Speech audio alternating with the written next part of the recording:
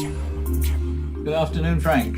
I don't know whether you noticed, but I think it was yesterday, the FAO, the Food and Agriculture Organization of the United Nations, published I think it was probably 200-page report, close to 200 pages, with an enormous amount of bibliography in it, but still 150 pages of text on insects as the food that we need to think about very seriously, as something that's been neglected up until now for cultural reasons, which we should be thinking about very carefully, because now we all know that culture isn't immutable as we used to think it was.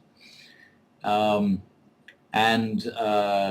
reason that they thought it worthwhile doing the research that led to the production of and publication of this report was that they've been becoming more and more aware over the last 5 years that we're facing a serious food crisis.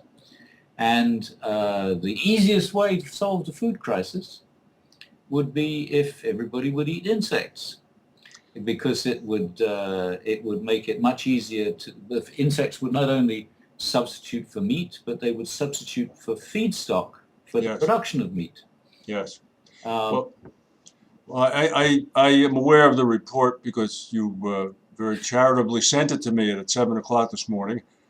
And it's also quite well illustrated, I'll have you know, in case you ever get so you read it over breakfast. Yes, in case you ever have a longing for some exotic foods. It was interesting reading, actually. I was unaware of the fact that there are some 4,000 species of insects, of which approximately only 500 have been determined to be harmful. So there are many non-harmful insects out there. The other thing I was unaware of is that they're apparently cold-blooded, which I guess means that they're reptiles, from what I can remember of basic biological science.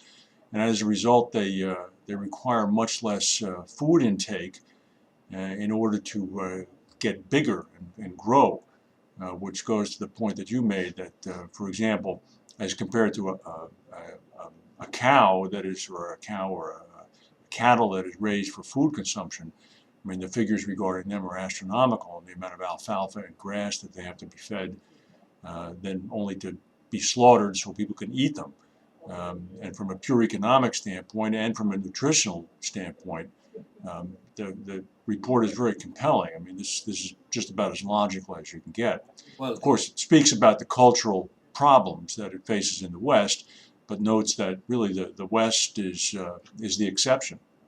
Most of the rest of the Asian world, and to some extent the Arab world, and it also goes through a number of Quranic verses indicating that Allah, or via Muhammad, had said that eating insects was perfectly fine, particularly locusts, and perfectly appropriate. Yes. I'm not sure. I think biologically, an insect is an arthropod, and arthropods include spiders that are not insects, and also shellfish. And the Prophet told people they couldn't eat shellfish, actually, but still, I suppose that doesn't matter. Okay. But also, as you mentioned, I think that there are probably over 1 million insect species. There may have been, but only a few thousand have been described. You could be correct. And but the proportion that are dangerous in some way is very small. And we've just been giving insects a bad name and thinking of them all as being dangerous just because some of them are. Even the dangerous ones could be eaten could be used as feedstock. So there'll be a double. It would be a win-win situation. We'd get rid of the pests and also have more to eat. However, I'm not sure what it would look like on the nutrition pyramid. Well, I think on the nutrition pyramid it would look pretty good. They were pretty clear on that. It's certainly competitive with the protein found in meat. The amount of omega-3 fatty acids and those things are very, very high. The Caucasian people who are pictured in the photos include very robust insect eaters who they seem to be in the pink of health. I mean, I don't know if that means anything, but I think they have a long way to go to convince the West here, in my humble I opinion. suppose the omega-3s they share with the fish Yes, simply by being not warm-blooded. I don't know. I don't know. But presumably we'd still need grains. Not necessarily. The I mean, would report. we get enough fiber from insects? Oh, I thought you meant insofar as the feeding of said insects. The report was very careful to note that insects can gain weight and become very, very healthy and big for eating by simply surviving off of current refuse and waste streams, Mm-hmm. and speaks eloquently about the dung beetles Yeah. that are also a very good source of nutrition and, of course, fulfill a very critical biological role in the world. Yeah, and of course we don't So, mind if insects eat each other, unlike other species that we get upset if they eat each other. no, it was. Now, I have a question to ask you. You sat in a presentation apparently given by these people, did you not? I sat in a presentation given by one of my colleagues at the University of Pennsylvania, who's a psychologist who is particularly interested in the psychology of food, Mm-hmm. keeps on giving lectures on the need for us to change our minds about insects. And I think actually, since his name is Paul Rosin, there was a P. Rosin in the bibliography of the FAO report. I'm not sure I'm sure that was he. Yeah. Um, Did you find that presentation compelling, or what did you think about that? well, it's difficult to argue against it. Mm-hmm. All we need is recipes, and the FAO report had recipes, Yes, yes. which is very interesting. And also that I noticed there was no contribution from France, so they've not been incorporated in the French cuisine. However, everybody I think probably knows that there are exotic restaurants in France that go out of their way to serve things that you wouldn't expect in French cuisine. Mm. So I'm sure that you can find insects on the menu in some restaurant or other in France. But there were things from other European countries. I remember Denmark was on the list, and all sorts of institutional activities have been started in Europe as well as other parts of the world, developing this idea. So it's obviously a movement that's growing, even though we've not heard anything about it, or at least we've heard very little about it yet. Oh, it's definitely growing. Capital has now been deployed to develop insect farms, if you will, insect harvesting operations, so they can continue to propagate. Much as we have cattle ranches here, there are insect ranches, and it was eye-opening. I will say that. I mean, regardless of whatever my personal feelings might be about eating insects, I was very surprised because you talked about it a few times over the past few weeks. And it was not until I read this where I was like, wow, this could really happen. I mean, it actually makes sense, and there are obviously some intelligent people who think it could make sense. And not only that, but there seem to be, I think according to the report, something like 2 or 3 billion people in the world today rely on insects as a substantial part of their daily diet. Yeah. So, I mean, I don't want to sound trite, but 2 or 3 billion people can't be wrong. So... Well, I'm never sure about whether any particular number of human beings can be right or wrong. Good But point. given the growing anxiety about the food problem in the world and the lack of ideas about how to deal with it, and the fact that the prices keep going up, and as urbanization, the process of urbanization continues to accelerate, one suspects that there's going to have to be a food revolution as part of the globalization process before too long, because we can't control the price of staple foods throughout the world. And that means that as more and more people live in cities and the supply problems become require more organization, that's likely to mean that more and more people are going to have problems getting the nutrition that they need. That's going to produce really serious social problems in some parts of the world. The Economist, I think it's this week's Economist, has a long article about the fact that India, although China seems at the moment to be coping relatively well with the problems of accelerating urbanization, India is not. And India is going to have the largest population in the smallest area very soon. And that could, I mean, the problems we currently have in Pakistan and Afghanistan could look insignificant compared to India if India really does fall apart. Mm-hmm. And a food problem could generate that type of situation. And I think if that does happen, then people are going to be much more ready to look at other possibilities. And if it is, and if it can be propagated from the top down as well as the bottom up, that is the bottom up from the northeast of Thailand, for example, or other parts of Southeast Asia where insects are ordinary food, but also the top down with gourmet restaurant type recipes from certain parts of Europe, then it could happen very quickly. Well, you could be right, and that's I think a very, very interesting observation, very, very cogent actually. Famine occurs all the time in the world. It occurs in Africa. And it's always a supply problem. It's always a supply problem, and it attracts minor attention in the West. It's a lamentable event. It's people do a lot of tut-tutting, and some people will give money to the Red Cross or whomever. But a situation like India, okay, that's a pinball tilt event. Or now all of a sudden, if there was a massive food problem there that ended up bringing the government down, that split the country asunder, and food riots and food wars began, the world would be very hard pressed not to take note of that. And especially since India gets good coverage. And yes, India gets very good coverage. Everybody's sympathetic to India, as distinct from China and some other parts of the world. Right, right. So it's interesting to think about that, because that's an entirely possible scenario. So anything could set it off. I mean, in fact, not to harken back to what we discussed last week about risk, but a story that came out this week was a follow-up story to the great tidal wave that occurred a few years ago in the Indian Ocean, saying that in fact we have to be ready for an inevitable similar tidal wave in the same spot, which in no way, shape, or form is not guaranteed.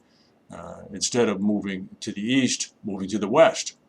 So if the eastern shore of India got walloped by a good-sized tidal wave, I mean, similar to what occurred in Japan, for example, that could be the tipping point event over there that could start things. Because the thing about the food industry is, even in the Western countries, the margins of profit as compared to the expenditures involved in getting the food to the grocery store and onto your table, the margins of profit are very, very small. They're very narrow. It's all built on volume business.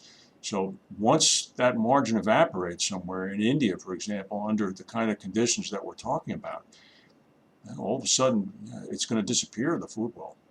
Yeah, yeah.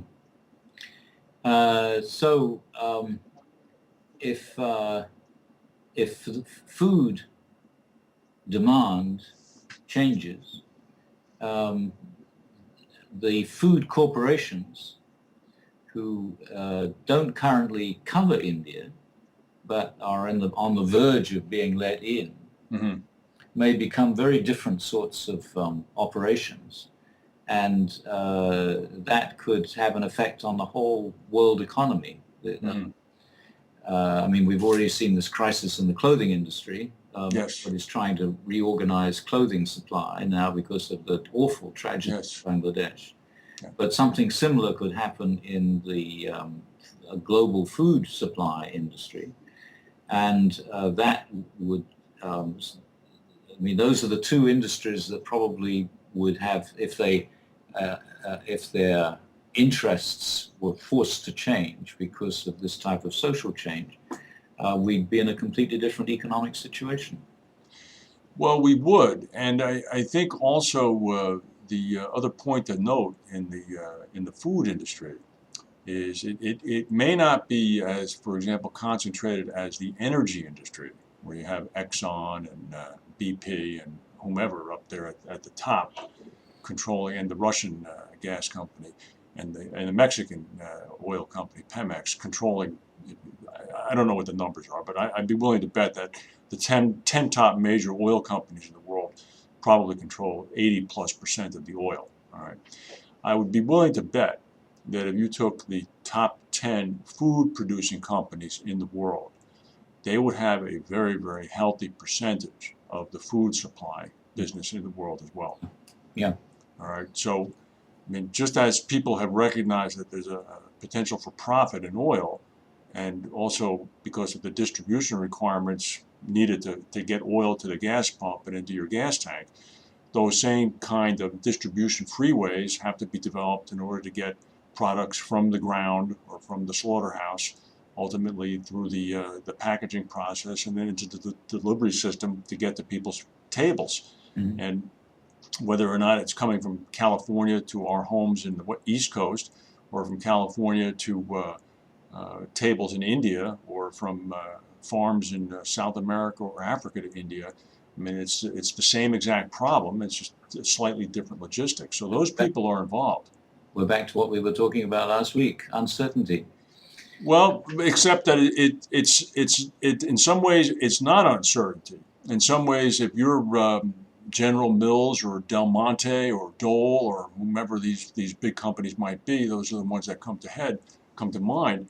I mean, when they're sitting around at their strategic planning meetings, they're trying to quantify and assign as much certainty as possible to this discussion. Mm-hmm.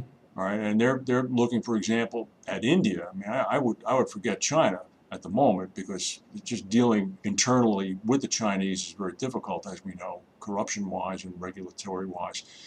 But India, for example, which is a bit more of an open society, having that discussion internally with one of these big food supplying companies, just figuring out how are we going to respond here. I mean, because they're going to respond because there's going to be a lot of money to be made. There are enough wealthy people in India that they would pay, a middle class that's developing, that they would pay to ensure the maintenance of a food supply, I would think.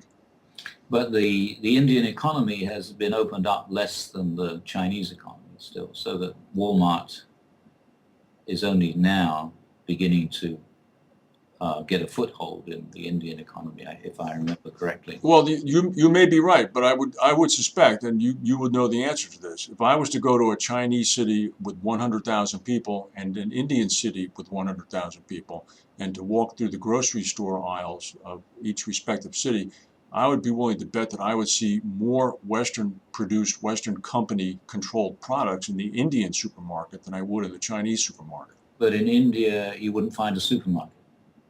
I would not. No.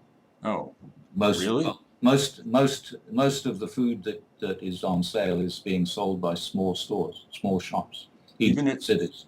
Even in a major city? Yeah. Well, you would know that because you were just in India last year. Yeah. And you were in Hyderabad, Yeah. which is a major modern city. Yeah. No, And you- there's been a big problem about allowing big food corporations into India. And it looks as though it's going to change now, but I don't think that the change has actually been accomplished yet. That could be the most astounding thing I've heard this week, and this is Thursday. So in a big city with several million people, there are few, if no, supermarkets? I haven't seen one, and if there are, they're just beginning to appear. My goodness. I mean, how does that work? I Uh, mean, I can guess how it works. I This mean, is something that has been a big subject of discussion for some years. But that would transform, I mean, if to start with, it would put an enormous number of people out of business in India if big food corporations were allowed to take over the food market in India. And that's part of the reason why the government hasn't been letting them in.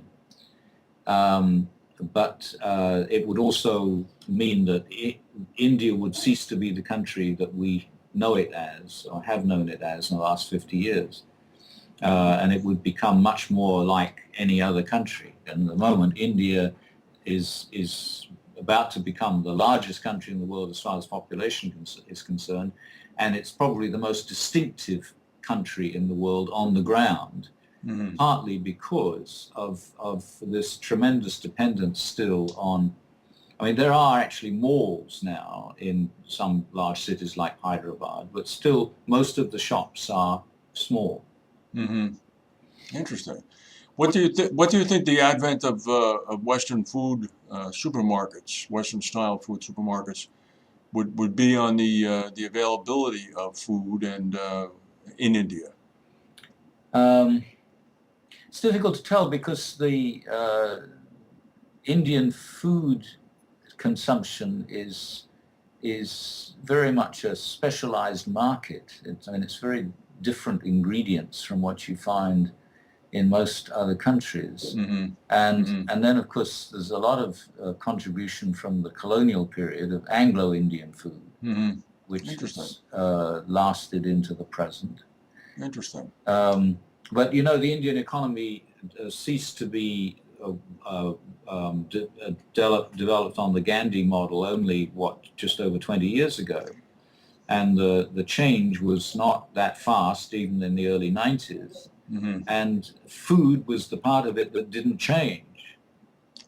I was unaware of this. I was unaware of this. And I'm frankly, I'm very surprised actually. So let's go back to those people sitting in Battle Creek, Michigan, where General Mills or Kellogg's is. Are they sitting there in their strategy meeting saying, wow, we can't wait for the Indian supermarkets to begin to open? I Because don't know. I know the international reinsurance industry is waiting for the prohibitions on more and more levels of foreign participation in Indian native indigenous reinsurers to occur. Really? Really? Yeah. Oh, There's a real big protectionist legacy that the people are trying to strip away there. oh, I thought it was peculiar only to insurance and reinsurance. I had no idea it extended to food sales. yeah, yeah. No, India is a very heterogeneous place now because the it's not centralized in any way, anything like the way that China is in either politically or economically. There are enormous corporations that deal in particular sectors of the economy that essentially create their own infrastructure because the government doesn't keep up with the infrastructure needs of the country. And then different parts of the economy work in very different ways because of the restrictions that the government has continued to impose on Hmm. the way the economy develops. Okay, very interesting.